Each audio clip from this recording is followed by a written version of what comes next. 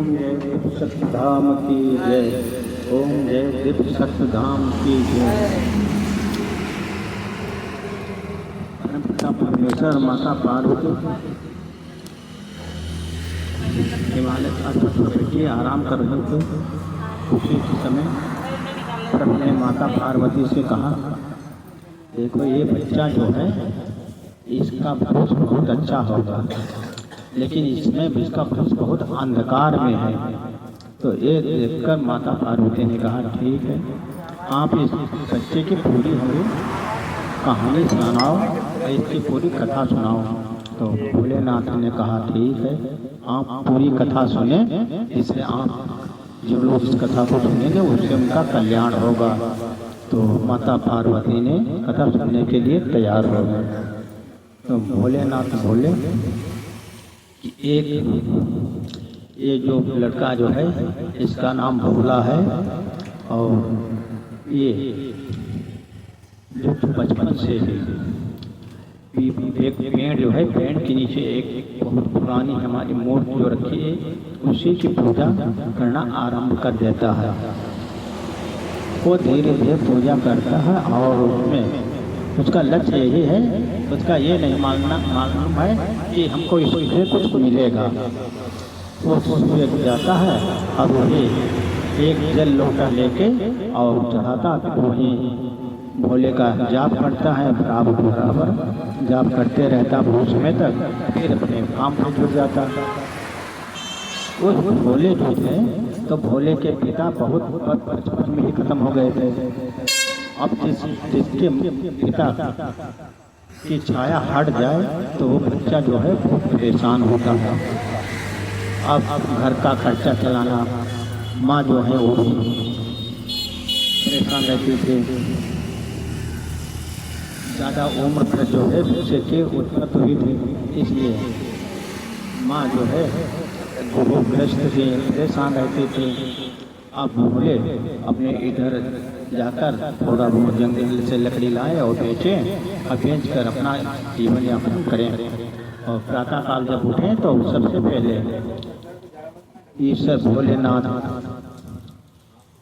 के यहाँ बैठकर वहीं पीपल के नीचे अपना वही जाप करें, पूजा करें, एक जल लोटा चल रहा है, ये उनका नित्यक्रम था। जब नित्यक्रम ये होता रहा और भोलेनाथ ये देख रहे हैं जो है निस्वार्थ, कोई चीज़ हमसे मांग नहीं रहा है, ना हम कुछ कह रहा है, कि वही निस्वार्थ एक आता है, अपना जाप करता है और वो है अपना निस्वार्थ पूजा पाठ करते हैं। कि पूजा करने मंदिर गए तो सबसे पहले हमें ये चीज़ दे दे, वो चीज़ दे दे, लेकिन उस लड़के में भोले के में कोई भी गुण नहीं थे। वो केवल निस्वार्थ जो अब बजाए अपना गए, वही पूजा पाठ किया, जल चढ़ाया, तो इससे भोलेनाथ बहुत प्रसन्न होते हैं। एक नित्य क्रम था।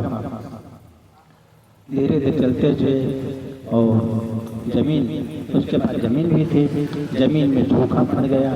अब लोग परेशान हो गए लगे, तो उनका लक्ष्य वही था, पूरे सुबह उठे और भोले के पास बैठकर एक लोटा जल चढ़ाया और जल चढ़ाने से उनका फिर जाप करते रहे, भोले का जाप करते रहे।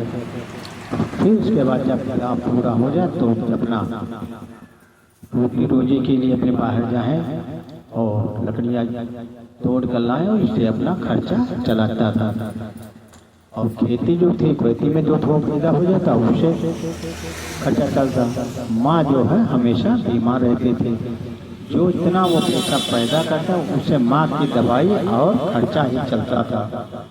अब भोले को ये भी चिंता नहीं कि वो वही सोचे, कोई बात कहें आगे खर्चा कैसे चलेगा, क्या होगा।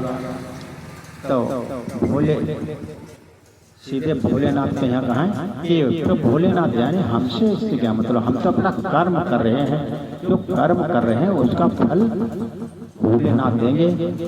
और भोले नाथ का जो लड़का था वही पूजा कर रहा था। तो ये करते करते बहुत दिन हो गए। फिर गांव के लोग उनका देखें, बहुत हंसे, कहीं देखो ये जाता है, ये वहीं बैठा रहता और पूजा भोलेनाथ के यहाँ जल चढ़ाता है और फिर वही मतलब चला जाता, काम करता है। किसान वहाँ के लोग बहुत हंसी करें, वहाँ के जो है मुखिया थे वो भी बहुत हंसी करें कि देखो ये बेवकूफ़ है, इसमें क्या मिलेगा, इसमें जो जल चढ़ाता है इसमें क्या मिलेगा। तो वो उससे कोई भी कुछ कहे लेकिन उनका कोई भी मतलब नहीं, उनका केवल एक ही मतलब था कि सुबह उठे, सफाई करने के पश्चात स्नान करने के बाद फिर भोलेनाथ के ऊपर जल चढ़ाया और अपने वहीं बैठकर जाप करते रहे। फिर उसके बाद उन्हें अपने जो कुछ खाना करना मिला वो खाकर फिर वो अपना जो है जंगल चले जाएं, लकड़ी की व्यवस्था करें और उसे मार्केट में बेचकर फिर अपनी जीविका चलाएं, माँ की दवा लें, ये बराबर चलते रहें। और उधर सूखा पड़ा हुआ था, परेशान हो रहे, बहुत परेशान हो रहे। तो लोग मतलब उनका देखकर बहुत हंसे, उस लड़के को देखकर बहुत हंसे। आप मुस्लिम माँ बहुत बीमार, अब क्या व्यवस्था करी जाए। तो वही मतलब भोलेनाथ के यहाँ जाकर वही अपना काम करें, ये नित्य क्रम काम चलता था। अब सूखा भी आखिरी पहुँच गया, जमीन सब टिक गई। अब कोई भी बोलना चले कि जल वर्षा हो कैसे हो। तो लड़के ने सोचा कि फसल भी चली गई है और अब क्या किया जाए। तो उसने सोचा ठीक है प्रभु जी से प्रार्थना की जाए कि भोलेनाथ जो है, जो पृथ्वी जो है उसमें कुछ जल वर्षा करें जिससे हरा भरा हो। तो वो भोलेनाथ से प्रार्थना कर रहे थे, है भोलेनाथ आप जो है सब यहाँ परेशान हैं, तो आप उनके ये जमीन जो सूख गई है इसके लिए हरियाली लिए जल वर्षा हो जाती तो अच्छा था। लेकिन वो आपने ये नहीं मांगा, जल वर्षा जो होगी वो ये नहीं कहा कि सबके लिए कहा। तो भोलेनाथ ने कहा देखो एक से एक तपस्वी लोग होते हैं, जो पूजा करते हैं सब वो अपने लिए मांगते हैं और ये सबके लिए मांग रहा है। तो भोलेनाथ जब माता पार्वती ने कहा कि आपका ये बहुत कट्टर पुजारी है, इतना परेशान होने के पश्चात आपसे कुछ नहीं मांग रहा है। तो भोलेनाथ ने कहा ठीक है, एक की तपस्या जो है इनकी आगे चल रही है, उसका समय आने पर इनका जो है जो वरदान हो वो भी दिया जाएगा। तो ये जब वो भोलेनाथ से प्रार्थना की तो वहाँ थोड़ी देर में बादल बने और जल वर्षा होने लगी। ये बहुत अच्छी जल वर्षा हुई। जल वर्षा होने से खेत खलिहान सब जलमग्न हो गए और तालाब सब भर गए, जिससे खेत जमीन वो भी जो छुटकारी है वो भी सब सही हो गए। अब वो जब जल वर्षा होने के बाद जल कम हुआ, खेत सूखे, तब वही सब लोग अपने अपने खेतों की फसल की बुवाई की। जब बुवाई की तो उसमें अब जमीन में नमी थी तो उसमें बहुत अच्छी फसल हुई। फसल होने से बहुत अच्छा जो है किसान खुशी हुए और वो भी बड़ा खुश हुए। लेकिन उनके जो भी जितना फायदा होता वो सब फसल भाई वो भी सब माँ के इलाज में पैसा लग गया। इनका वो लक्ष्य नहीं था कि आगे क्या होना है। ऐसे होते होते बहुत दिन बीत गए। अब वहाँ के जो मुखिया और लोग आते वो हंसते, तो उनको किसी की हंसी से कोई मतलब नहीं था। उनका एक लक्ष्य था कि अपना कर्म करना। कोई भी हंसता है वो हंसने दो, लेकिन अपना कर्म जो है वो कर्म करो। तो वही अपने कर्म में लगे रहे।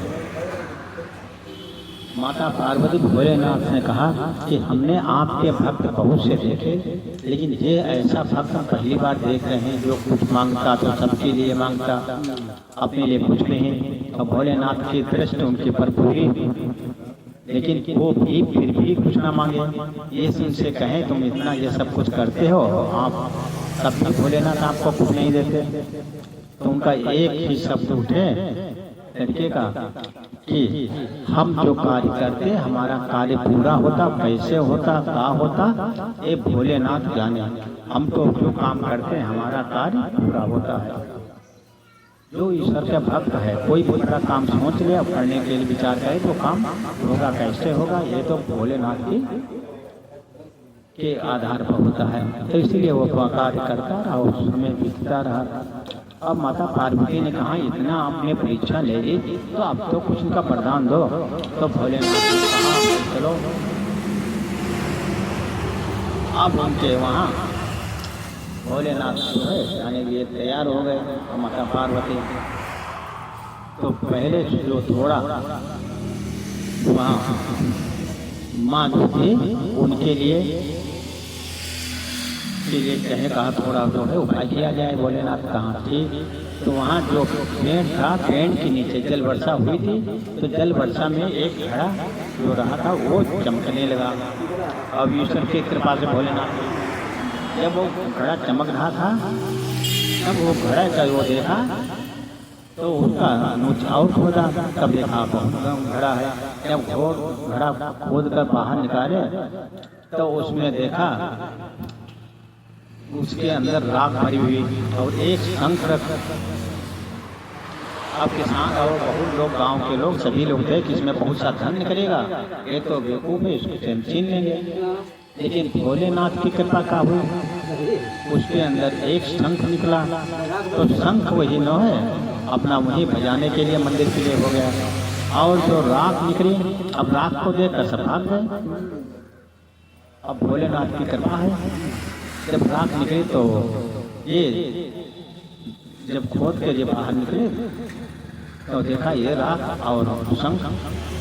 तो देखा ठीक है शंख जो है अपने बजाने के लिए हो जाएगा और राख एक भभूत है भाई, ये भभूत है तो अच्छी चीज़ है।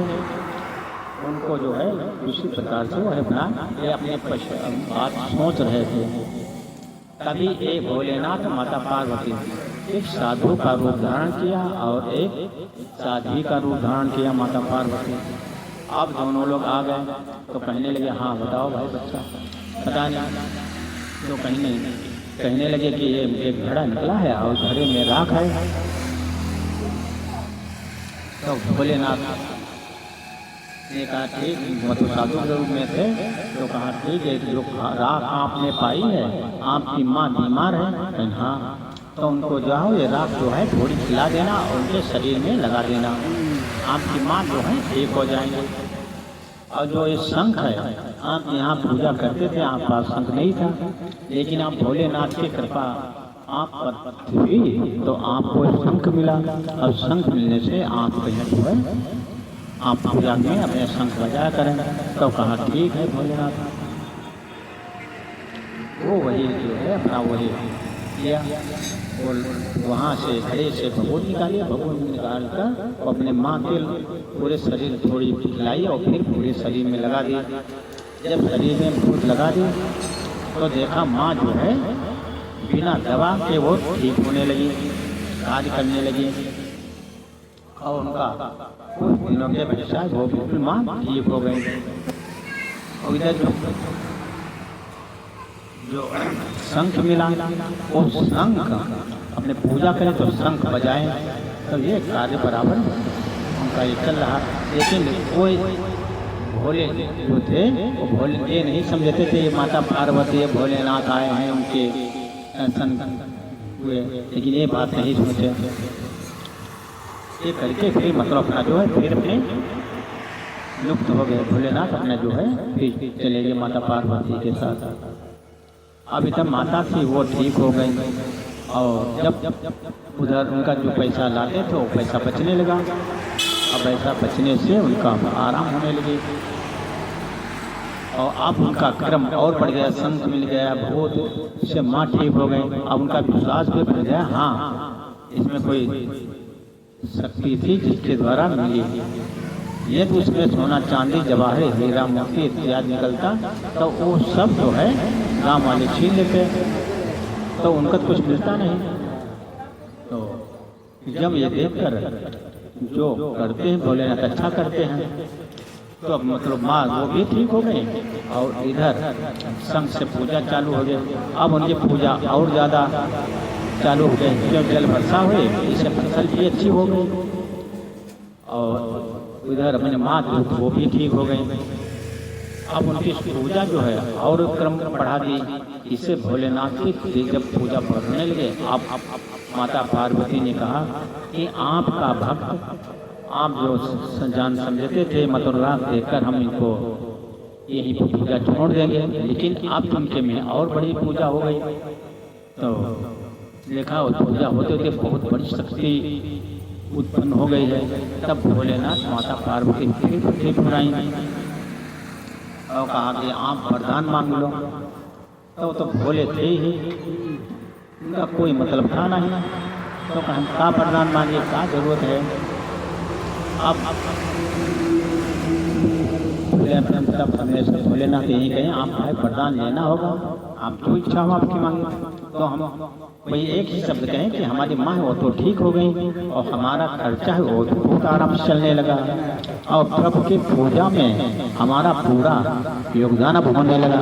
और शंख जो था वो भी मिल गया और शंख जहाँ बजे वहाँ से मतलब बहुत अच्छे वहाँ हवाएं चले, जैसे मतलब सोचे वैसा कार्य होने लगा और जिससे वो बहुत खुश हो गए। तो अब परमपिता परमेश्वर ने कहा कि आपको वरदान हम देंगे, आपको लेना ही होगा। तब सोचने लगे, कहा ठीक है आपका सोचे दो। तो भोलेनाथ कहा सोचा हुआ है। और सोचे सोचे सोचे कहीं हमारे कोई है ही नहीं जो कार्य देखने वाला हो, आगे का है।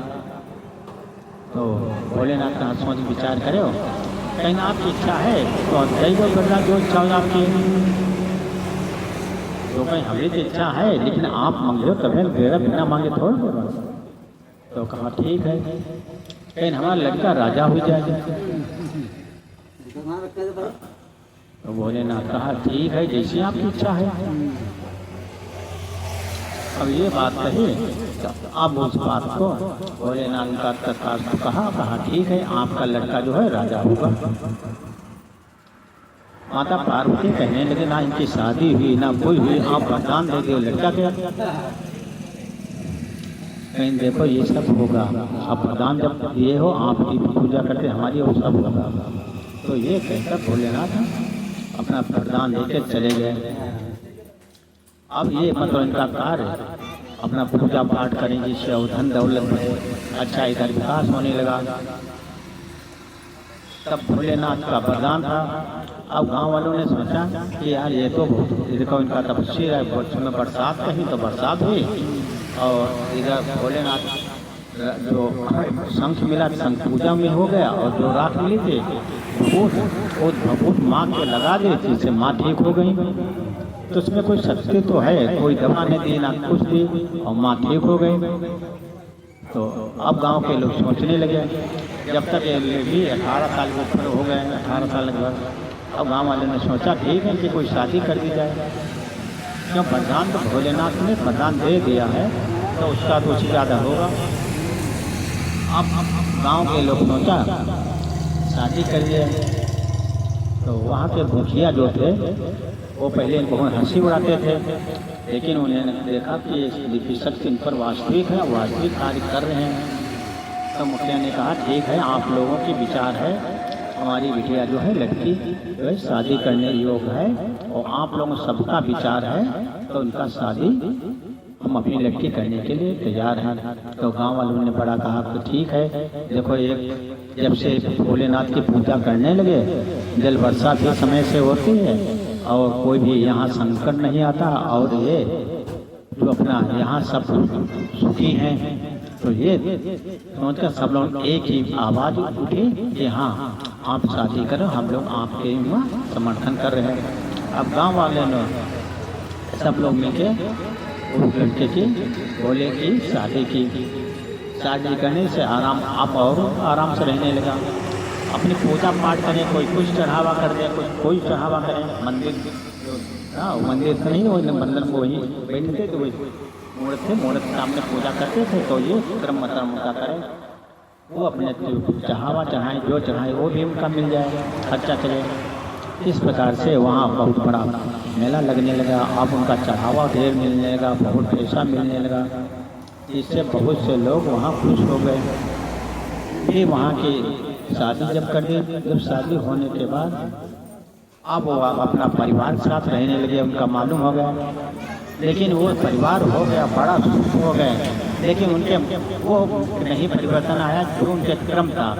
प्रातः काल उठे, मंदिर में वहाँ जहाँ थे प्रभु जी की मूर्ति वहाँ पर अपनी सफाई की, सफाई करने के बाद फिर अपने स्नान करके नित्य क्रम पूजा करें। और अब पूजा में और अच्छा वाला ध्यान लग गया कि वहाँ पूजा करते वहाँ भी धन भी भोलेनाथ दे रहे हैं।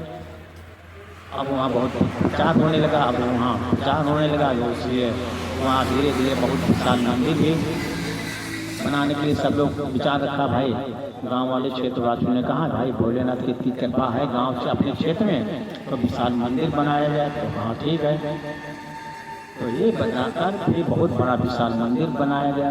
अब बहुत दूर दूर के लोग वहाँ पूजा करने आने लगे। इधर जो वरदान मिला था उनकी शादी तो हो गई भोले की। अब शादी होने के पश्चात कुछ दिनों के पश्चात मालूम हुआ कि इनके गर्भ जो है पत्नी के ठहर गया है। अब ये जब ये मालूम हुआ तो भोले बड़ा खुश हुए कि प्रभु की कृपा है, जो इसीलिए जो है उन्हीं से यही प्रसाद है। तो ये मतलब वो भोले का प्रसाद समझकर अपना कार्य करें। उधर मतलब जो है धीरे धीरे समय बीतता गया। पत्नी की भी तबीयत ठीक, माँ की भी तबीयत ठीक। जब कोई बात होए तो वही घड़ा रखा हुआ है, ना कोई दवा ना कुछ, बस वही निकाले और अपने लगा लें, तनिक थोड़ी चुटकी दवा वही बहुत खा लें। ये बराबर उनका क्रम चलता था, जिससे उनके घर में बीमारी है वो सब खत्म हो गई थी। अब समय आने के पश्चात जब लड़का हुआ, अब वहाँ के लोग बड़ा खुश कि भोलेनाथ जो इनका बताया था कि प्रसाद में अपना लड़का मांगा था कि लड़का जो है वो हमारा लड़का राजा हो। अब ये धीरे धीरे जब लड़का हुआ तब वो भी धीरे धीरे बढ़ने लगा। अब इधर मंदिर में इतने पूजा का पैसा आने लगा और इधर विशाल मंदिर भी बनकर तैयार हो गया, जिससे वो बहुत पैसा वाले हो गए। अब पैसा वाले हो गए, उधर अपना वो लड़का जो है वो भी धीरे बढ़ने लगा और उसमें जितनी विद्याएं वो प्रभु का प्रसाद था, वरदान था, इसलिए उसमें सभी विद्याएं व्याप्त हो गई। राजाओं के इस प्रकार के राजाओं के अंदर जितनी विद्याएं होती वही सब उसके व्याप्त हो गई। वो भी मतलब यहाँ अब मंदिर में ऋषि मुनि आए, अपने अपने सत्संग करें, जो मतलब अपना सुने। अब वहाँ के हर प्रकार के आदमी आते अपने अपने विचार रखते, तो वही वहाँ रोज कार्यक्रम चलता और यही कार्य चलता हुआ रहा।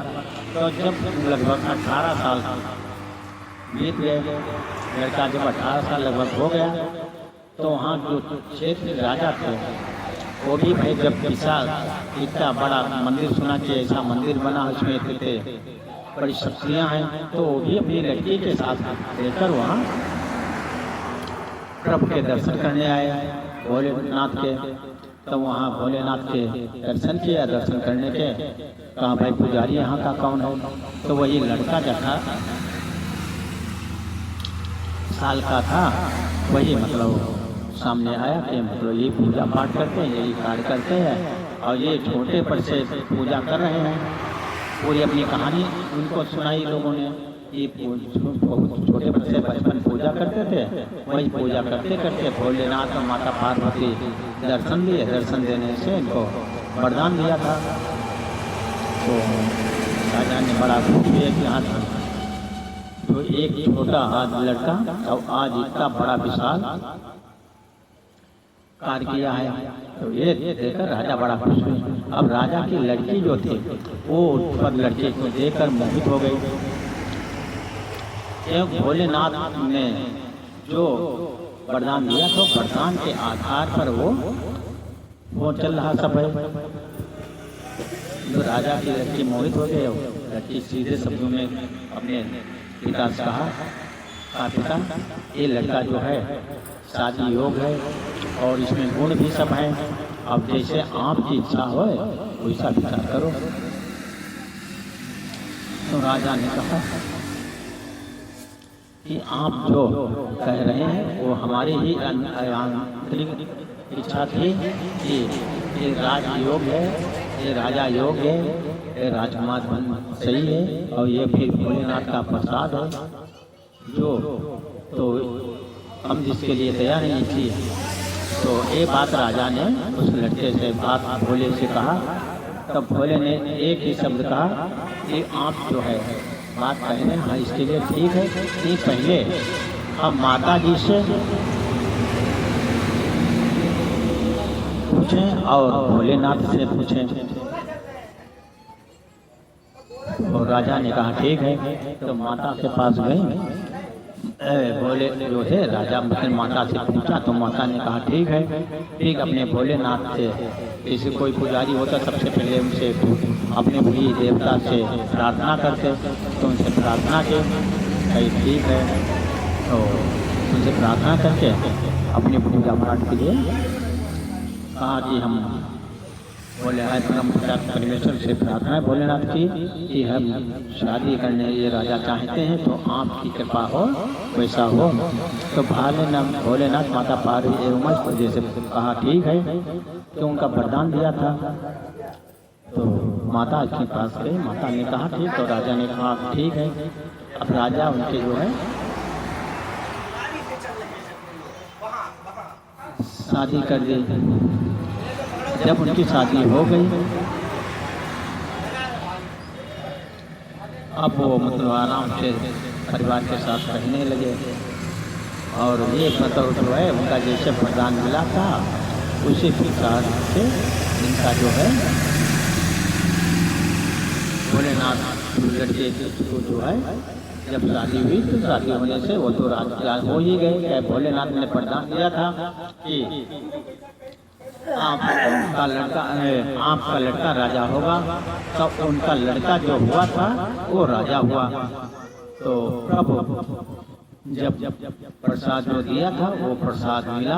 अब राजकुमारी अकेली लड़की थी और कोई लड़के नहीं थे, बच्चे नहीं थे। अब राजा की उम्र ज़्यादा हो गई तो राजा ने सोचा कि अब इनका राजकुमार जो है इनको अपना कारभार संभालें और ये हम अपनी तीर्थ यात्रा करें। तो अब उनका जो है सिंहासन जो है राजमुकुट सिंहासन का स्वामी बनाया और वह स्वयं अपने हाथ पूरे तीर्थ यात्रा करने के लिए तैयार हो गए। तो भोलेनाथ जो है जो करते हैं वो अच्छा करते हैं। तो एक कथा इसी पर आधारित है भोलेनाथ पर कि जो भोलेनाथ ने कहा था कि उसी के आधार पर ये प्रसाद मिला। प्रसाद होने से लड़का भी राजा बना। ओम जय दीप सत्य धाम की जय। ओम जय दीप सत्य धाम की जय।